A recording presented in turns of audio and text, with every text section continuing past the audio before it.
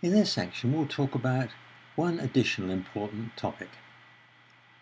Sometimes the most appropriate behavior is in response to a group of objects rather than just one object, and receptive fields must be detected within groups of objects.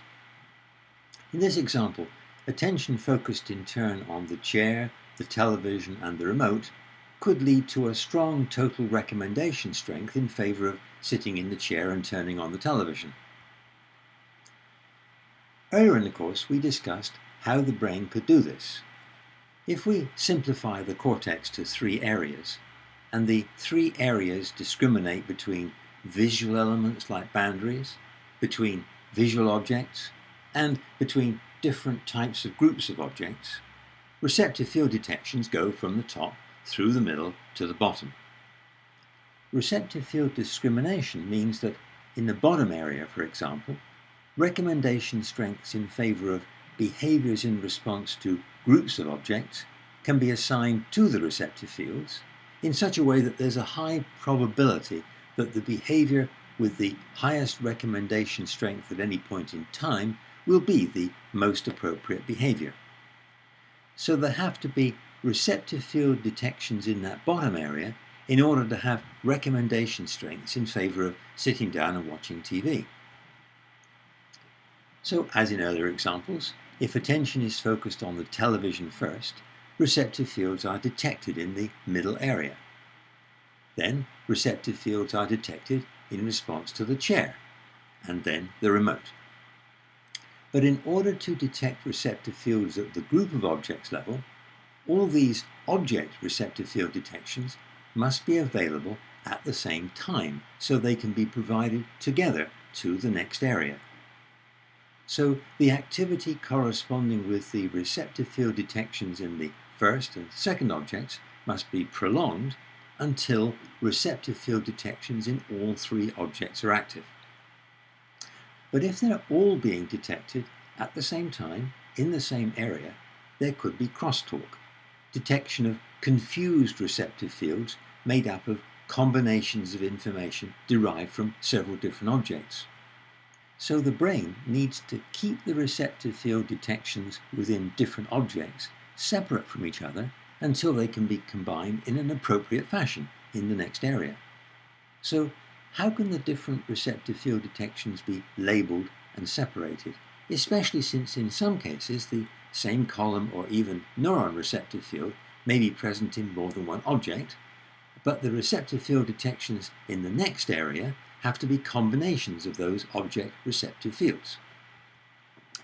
Now, we discussed how we can use the frequency modulation mechanism with modulating frequency of the order of 40 Hz, so the peak-to-peak separation is about 25 milliseconds, so that inputs from a different object can be modulated at a different phase of the same frequency and located in a different time slot. And there could be room for perhaps 3 time slots of about 8 milliseconds, with most spikes concentrated in the, say, middle 5 milliseconds of a time slot to minimize any interactions with neighboring time slots. So one neuron could be processing information derived from several different sources, each source processed for about a third of the time. So focusing attention on just 2 cortical areas, attention focused on one object results in receptive field detections, with the spikes located mainly in every 1 out of 3 time slots. The activity of the active neurons could be prolonged, but at that modulation. Then another object could be made the focus of attention, with spikes located in a different time slot. The neuron activity indicating the receptive field detections within 2 objects could then be prolonged at 2 different phases of modulation. Then a third object could be made the focus of attention, and receptive field detections made in the same area, but at a third phase of frequency modulation. So in one cortical area, receptive fields could be detected within 3 different objects, with the spikes separated into different time slots of a 40 Hz modulation. Receptive fields within different objects could be detected by the same column or even the same neuron without interference. Then when receptive fields have been detected within all the objects, the activity in the input layer of the next area could be brought into the same phase of modulation, which means that all the output spikes will tend to occur within the same 8 millisecond window.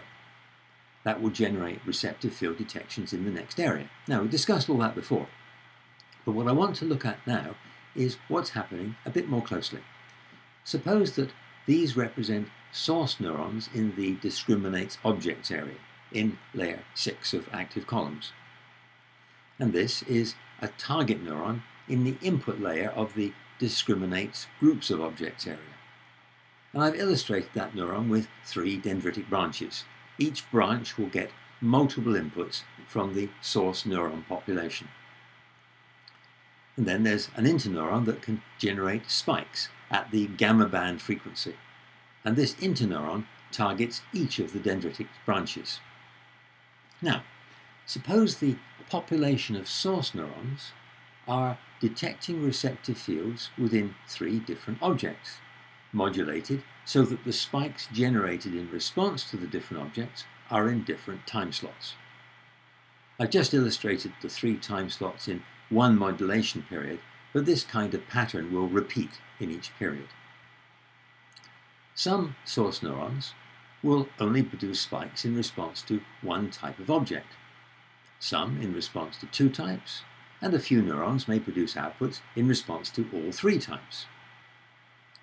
But there's also going to be some tendencies in the synaptic connectivity established onto the target neurons.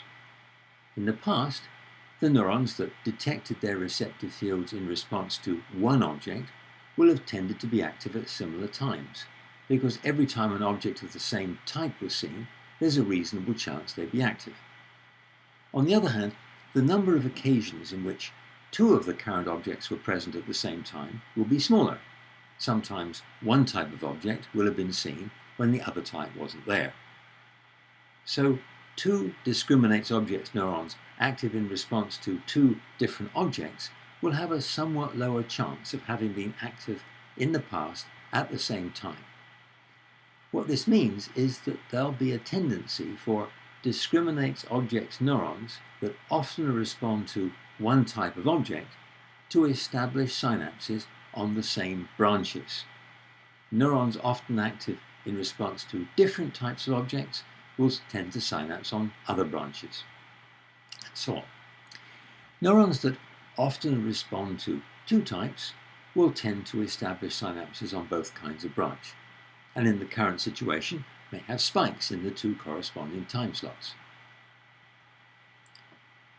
In this simplified diagram, this means that the 3 illustrated branches will all tend to get enough inputs in the same time slot to cause them to inject potential into the dendrite. But the 3 injections will be in 3 different time slots. Then the interneuron firing in the gamma band could shift them closer together. In addition, the calcium action potentials that carry the branch injections into the dendrite tend to decay more slowly than the synaptic potential injections, giving a bit more time for overlap once it's been aided by the gamma band modulation. Whatever the mechanisms in the dendritic tree, interneurons also target the initial segments of the axon, which could also impose the required modulation on neuron outputs for transmission to later areas. So this process could extend to further cortical areas, with multiple populations of receptive field detections at the group of objects level of complexity being maintained separate until detections in that level were complete, and then their outputs synchronized into the same time slot and therefore released to the group of groups level of complexity. The connectivity between areas is always there. Release just means that the spikes traveling to the next area are concentrated enough to cause target neurons to fire. And of course, that requires that the thresholds of neurons in the target area are such that unmodulated inputs won't result in firing, but modulated inputs will. So think about what we've done in this discussion of attention. We've described how the psychological phenomenon of attention works in terms of anatomy and physiology. We've done this by establishing a hierarchy of descriptions, and we've mapped small pieces of the high-level description into a more detailed level, then small pieces of the more detailed description into a yet more detailed level, and so on. And we've also fitted more detailed descriptions into a higher level. And this has all been possible because we've used the recommendation and condition definition detection information paradigms on every level.